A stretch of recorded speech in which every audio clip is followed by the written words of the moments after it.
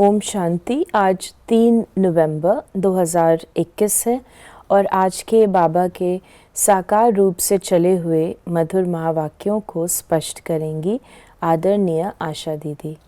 ओम शांति दीदी। ओम शांति। बाबा ने कहा, मीठे बच्चे, अंदर बाहर साफ बनो। कोई भी गंदी आदत अब तुम्हारे में नहीं होनी चाहिए। 2500 वर्ष से आत्मा पर मैल चढ़ी हुई है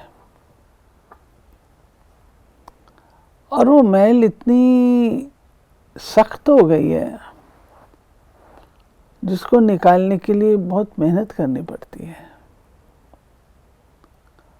और उसमें कई प्रकार की बातों में एक बात है जो बाबा रोज हमको मुरली सुनाते हैं।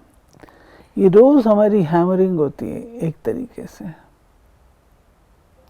आत्मा में ये बात जाती है, रियलाइज होती है, तब तो ठक ठक करती है कि मेरे अंदर ये संस्कार है, मुझे ठीक करना है। तो बाबा हम बच्चों को ये बात बता रहे हैं कि कोई भी अंदर में कचरा शेष न रह जाए, उसके लिए आपको सतर्क रहना है, क्योंकि थोड़ा अंश भी रहेगा तो ये पॉइजनस, वो उस चीज़ को बढ़ा देगा। और अगर एक तरीके का पॉइजन आएगा, अनेकों तरीके के और भी आ जाएंगे।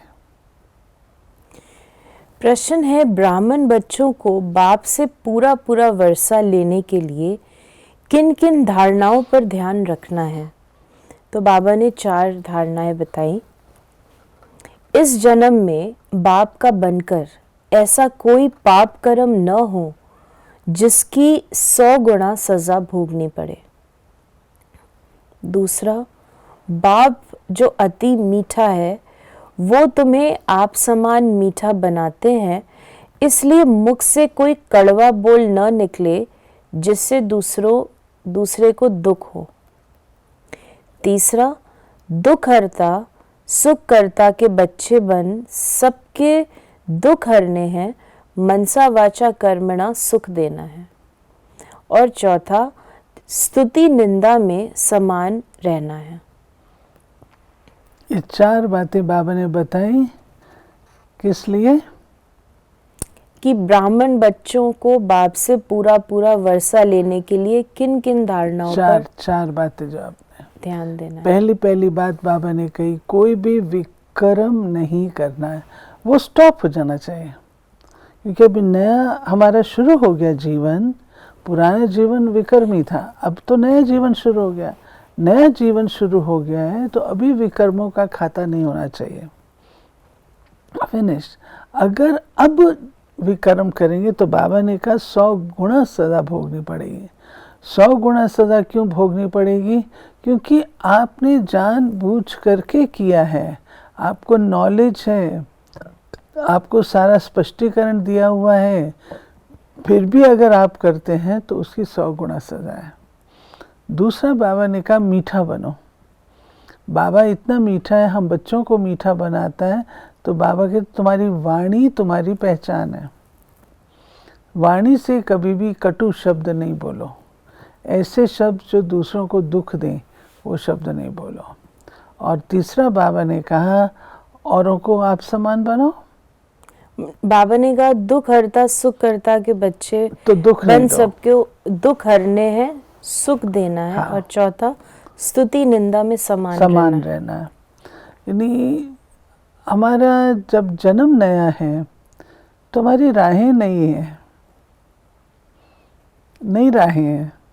हम मुड़ मुड़ के अगर पुरानी राहों पे जाएंगे तो स्पीड तो नहीं पकड़ेंगे।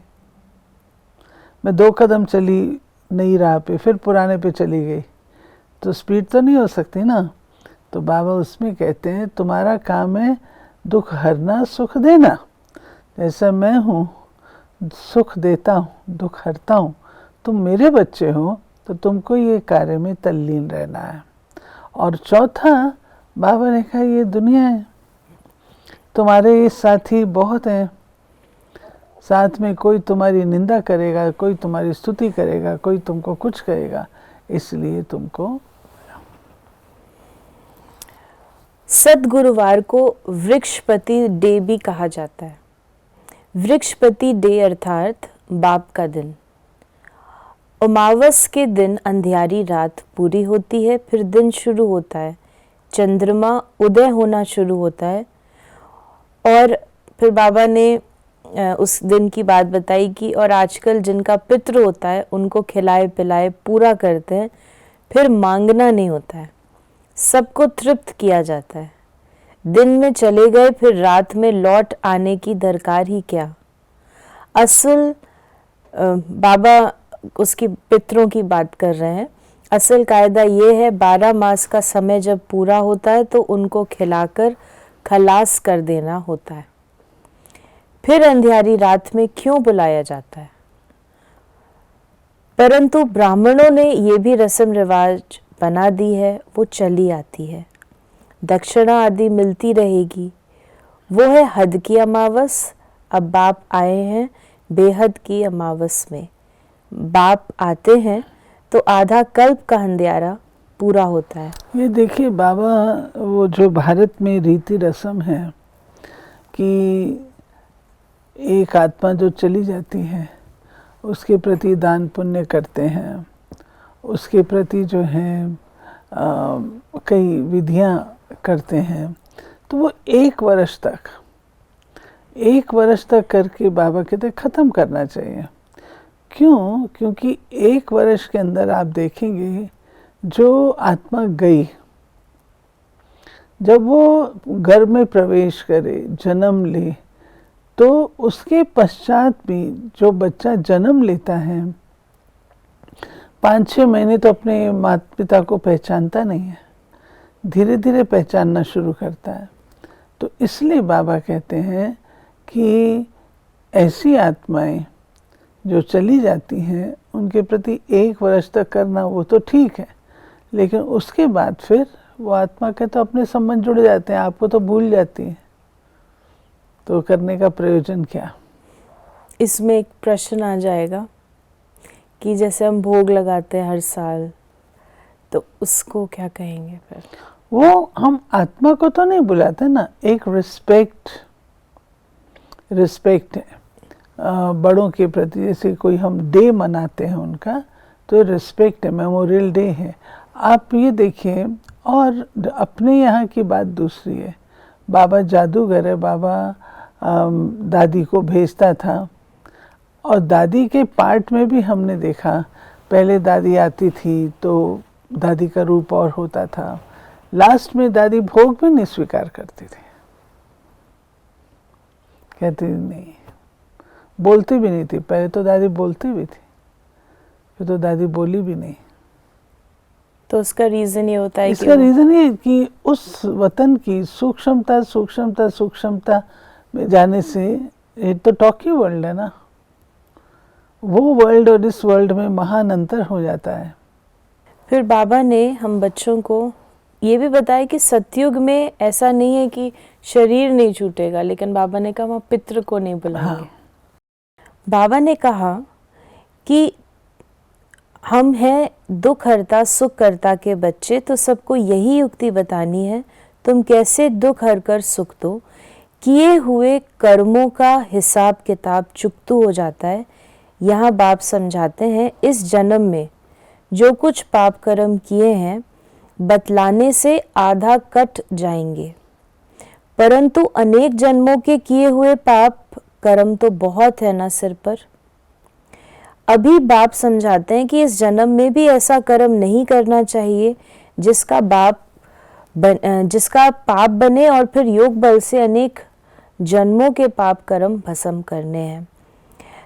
जो बाबा ने कहा कि इस जन्म में जो पाप किए हैं बतलाने से आधे कट जाएंगे, यानी जो पुराने जन्मों की चीजें वो नहीं कटती बतलाने से, इस जन्म के लौकिक लाइफ के भी कट जाता है। क्योंकि याद है, पुराने तो याद नहीं है ना, इस जन्म के तो सब याद हैं।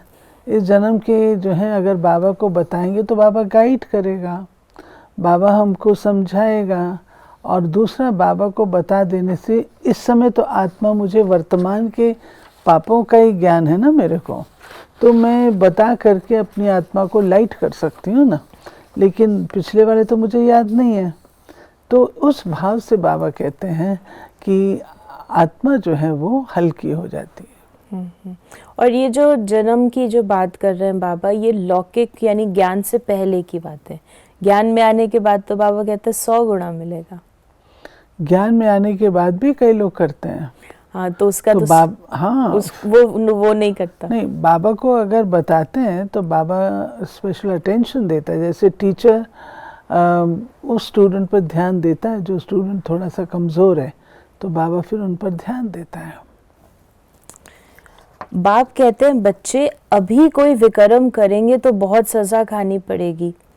वहां तो मेरे साथ दंड देने वाला धर्मराज है। यहाँ सजा मिलती है प्रत्यक्ष, धर्मराज की सजा मिलती है गुप्त। गर्भ जेल में भी सजाएं भोगते हैं। कोई को बीमारी आदि होती है, वो भी कर्म भोग है, धर्मराज द्वारा मिलता है। आगे का भी अभी मिलता है। अभी का अभी भी मिल सकता है, फिर गर्भ जेल में भी मिलता है। वो है गुप्त। धर्मराज वहां तो सजा नहीं देंगे ना, यहाँ फिर शरीर से भोगनी पड़ती है। अब बाप हमको इनसे छुड़ाते रहे हैं। इसको थोड़ा सा स्पष्ट करेंगे।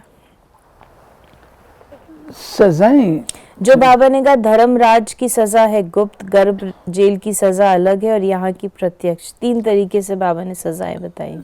एक तो गर्भ की बताई, एक धर्मराज की सजा गुप्त, और है जो यहाँ सजा मिलती है प्रत्यक्ष। वास्तव में है तो सारी धर्मराज की ही सजाएं है, सारी धर्मराज के द्वारा ही देता है बाबा।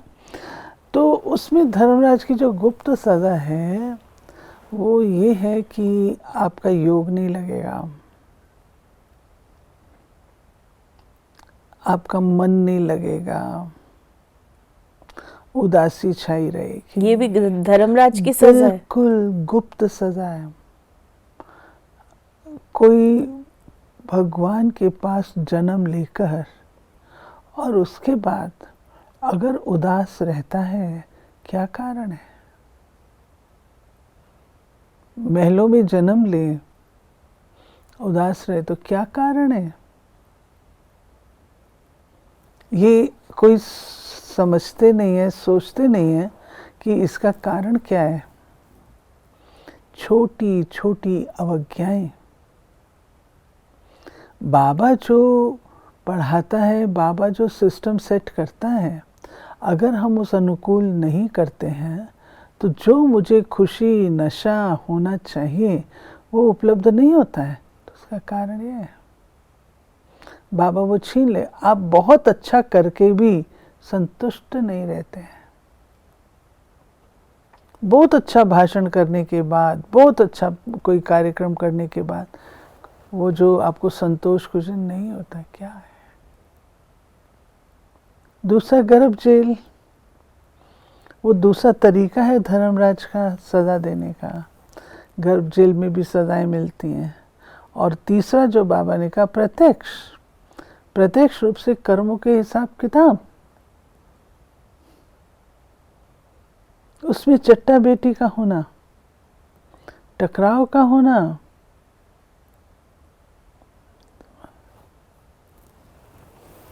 बाबा ने कहा परम पिता परमात्मा और धर्मराज बाबा दोनों हाजिर हैं। अभी सभी के क़यामत का समय है, हर एक की जजमेंट होती है। ये भी ड्रामा में नूंद है। जबकि तुम बच्चे समझते हो संपूर्ण बनना है तो कोई भी पाप कर्म नहीं करो। फिर बाबा ने कहा कि आधा कल्प है बेहद की रात, फिर आधा कल्प है बेहद का दिन। ये खेल है। जब रिलीजियस कॉन्फ्रेंस वाले बुलाते हैं शांति कैसे हो, तो वहाँ बताना चाहिए एक धर्म एक मत सतयुग में ही होता है। उनको 5000 वर्ष हुए, वहाँ सुख शांति सब था, बाकी सब आत्माएं शांति धाम में थीं। नई दुनिया में एक ही धर्म था, पुरानी दुनिया में झाड़ कितना बढ़ जाता है। अनेक धर्म हैं, अब अनेक धर्मों का विनाश और एक धर्म की स्थापना ये बाप का ही काम है। शिव बाबा कहते ये हमारा काम है, हम कल्प कल्प आकर ये काम करता हूँ। फिर बाबा ने हम बच्चों को आज धर्मराज का पाठ पक्का कराया है। पाप कर्मों से बचने के लिए भी बाबा ने हमें बताया है। बाबा ने कहा कि धन माल जेवर आदि सब हैं स्वर्ग में, लक्ष्मी नारायण को भी जेवर है ना, हम भी पहन सकते हैं। कितना भी समझाओ फिर भी विष ही याद रहता है, विष बिगड़ रह नहीं सकते। बाप कहते तुम मेरी बात मानते नहीं हो, पावन नहीं बनते हो तो मुझे बुलाते ही क्यों हो कि हे पतित पावन आओ। याद रखना, अभी नहीं मानेंगे तो धर्मराज द्वारा सजा दिलाएंगे। डराते भी हैं, बहुत बच्चे विकार में जाते ही रहते हैं, डर ही नहीं है। वो कितने हंटर खाएंगे बात मत पूछो, पद भी भ्रष्ट हो जाएगा। वो समझते हैं ना कि बाबा थोड़ी जानता है।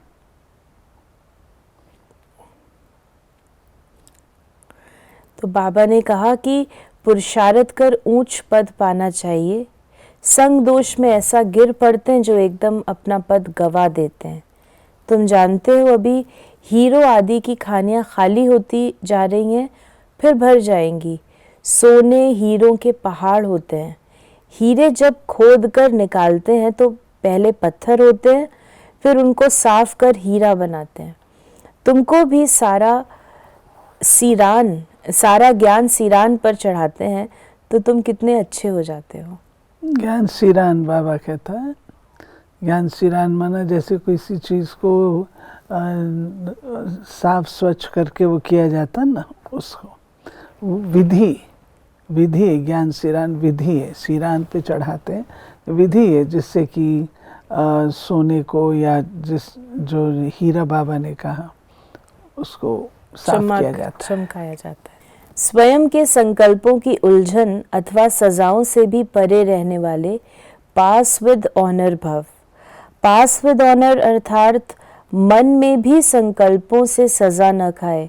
धर्मराज के सजाओं की बात तो पीछे है, परंतु अपने संकल्पों की भी उलझन अथवा सजाओं से परे रहना ये पास विद ऑनर होने वालों की निशानी है।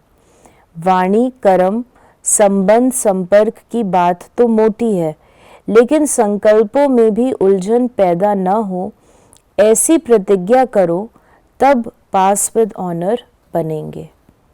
और स्लोगन है, ज्ञानघृत और योग की बत्ती ठीक हो तो खुशी का दीपक जगता रहेगा।